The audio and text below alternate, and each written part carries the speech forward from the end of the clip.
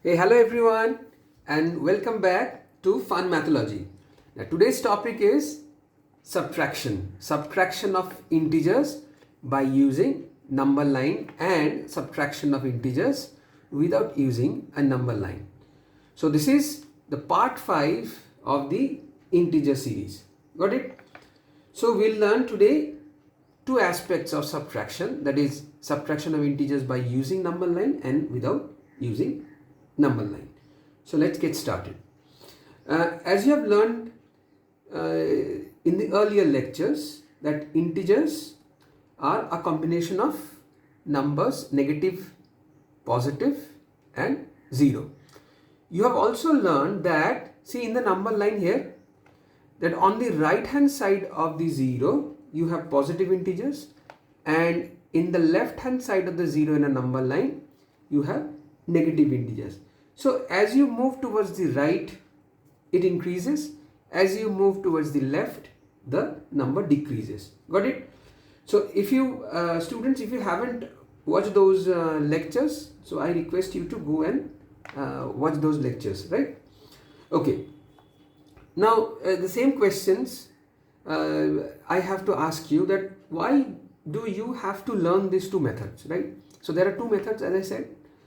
Now previously in the addition lectures, I have said that number line helps you to visualize. So same case here in subtraction, number line will help you to visualize the process of subtraction in case of integers. And in the second case, that without using a number line, we'll be using certain rules, and rules help you to what? Do mental math. So process of mathematics becomes faster. So but before going into that, let's come to the first one, that subtraction of integers by using a number line. See, I have already written two notes. One is, if you are subtracting a positive integers, so what you need to do, you move towards the left of the other integer. So you have two integers, the first one and second one. The second one is supposed to be, let's say, a positive integer. Then move towards the left of the other integer on a number line. If you are subtracting a negative integer, then move towards the right of the other integer. So if you are subtracting negative integer, then you move towards the right of the other integer on a number line. So let's take few examples to substantiate these facts, right? Or better understand these rules or the notes that I have written. So first one is the find the difference of 8 and 3 by using a number line. So difference of 8 and 3, right? So means 8 minus 3. So we are subtracting 3 from 8. Got it? So what we are doing is, actually 3 is a positive, so we are subtracting a positive integers. So first try to identify, steps are, first try to identify the first integer. So this is 8. So here is 8 in the number line. So I have already written number line. So from 8 you have to move towards the left. So how many places? The second integer 3. So this and this. So I'll show an arrow towards the left. So I am subtracting minus 3. So I am subtracting 3, the positive integer. That's why I have moved towards left. The answer will be 5. Answer is 5. Got it? Let's take few more cases. Now, example 2. Subtract 8 from 2 using the number line. So we are subtracting what? A negative integer, right? We have subtracting a negative integer. Now in order to subtract a negative integer, no, we are subtracting a positive, sorry, subtract 8 from 2. So minus 2, we are subtracting what? A positive 8. Sorry, my mistake. Subtract 8 from 2. So I am subtracting 8, positive 8 from minus 2, right? So again, I am subtracting a positive integer. So while subtracting a positive integer, we should move towards the left. So first of all, the first step is to identify this one, minus 2 in the number line. So this is minus 2. Now I have to move 8 towards the left, 8 places.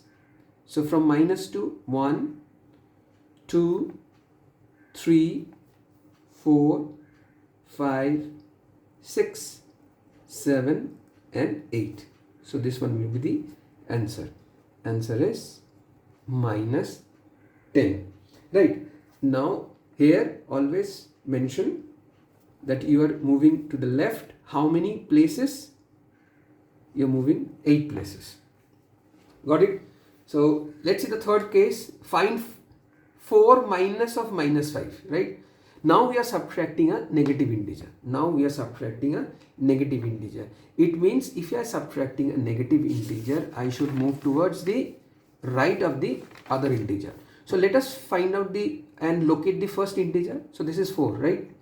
Now I'll be moving what? How many places? 5 places, because I'm subtracting a negative integer. 5 places to the right of the other integer. So from 4, I'll be moving 5 places. 1, 2, 3, 4 and 5.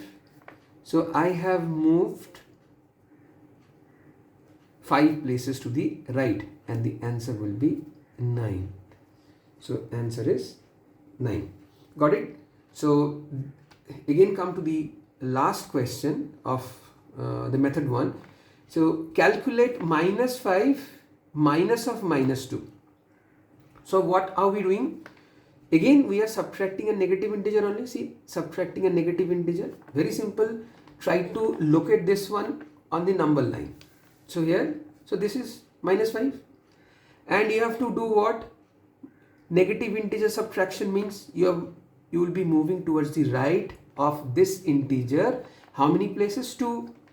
So let's move towards the right 2 places.